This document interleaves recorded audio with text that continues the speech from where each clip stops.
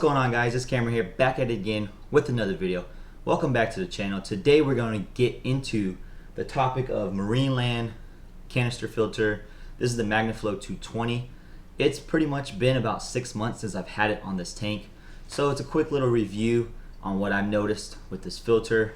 I can't really say anything negative so far on these 6 months. Nothing's broken on me.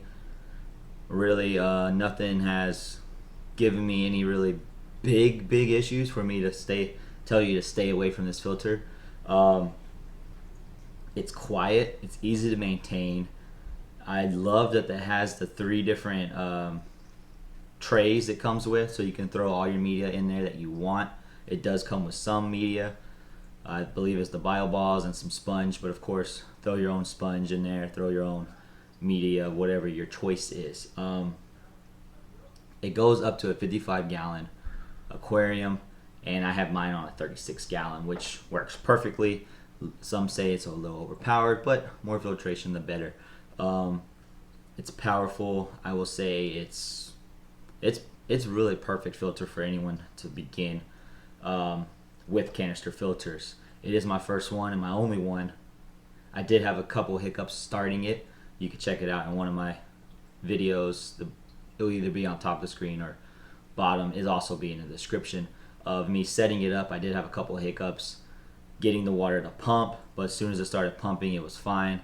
You're having to press this little red button to prime it, and it was just a lot of priming. But then I read some people put some comments saying this is what you need to do, or you should do this, and I was like, okay, next time I'll do that, and it's always helped. So I really appreciate those comments. Helped me out in the long run as well.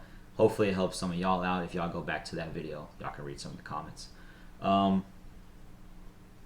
It's just, I'm looking at the box right here too. I still have the box for it. 6 months later, box still here, you know. I use it more for storage now. It holds some other aquarium related items, but it's pumps 220 gallons per hour. At least that's what it says on the box. Up to a 55-gallon tank. I would say 220 gallons per hour is probably brand new, straight out of the box. Little to no fish in there, because of course it's going to start clogging up eventually and slowing down. I haven't seen any real issue with the power slowing down, but I'm also keeping up with the maintenance. I do 25% water changes on this tank once a week, and I clean out this pre-filter sponge right here that I actually put on there too, just to give it a little more filtration. As Corey from Aquarium Co-op says, hot rodding it. So I did that, and that gets cleaned every week. You just put in your tank water, squeeze it out, put it back on there, and that keeps the filter running pretty smoothly, I say. And then you do maintenance, actually taking the filter out and cleaning it once a month to every 2 months. I do it about once every month and a half to 2 months is what I've been doing right now, and it's perfectly fine. But it's also depending on what you have stocked. If it's super heavily stocked, you're going to want to do that monthly maintenance for sure. But everybody's an adult, everybody's human. Well, not everybody's an adult, but there's kids out here too that we all forget here and there when to do maintenance on some of our filters. But we're all human, we all make mistakes. No biggie.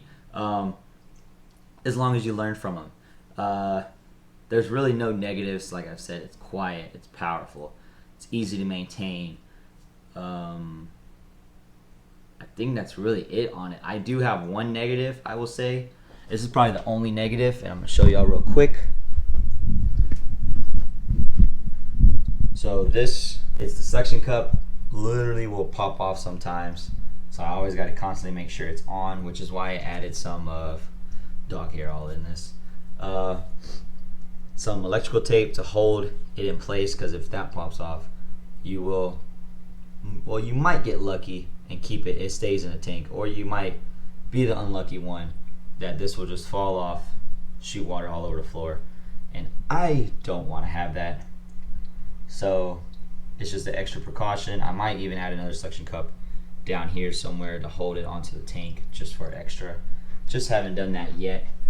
But this is what I have for the flow. I have it kind of, it has like a 2 little spout thing on it. One will shoot that way, one shoots that way. So I have one kind of pushing against the glass and the other one kind of more going straight. But that whole head right there can swivel back and forth, and also you can rotate it. I'll show you real quick. So you can rotate it like this. Gives a little more splash effect. You can give it like this. You can adjust it sideways. You can move it however you want. I keep it like that. Keeps the fish happy, keeps me happy. And you can barely hear it.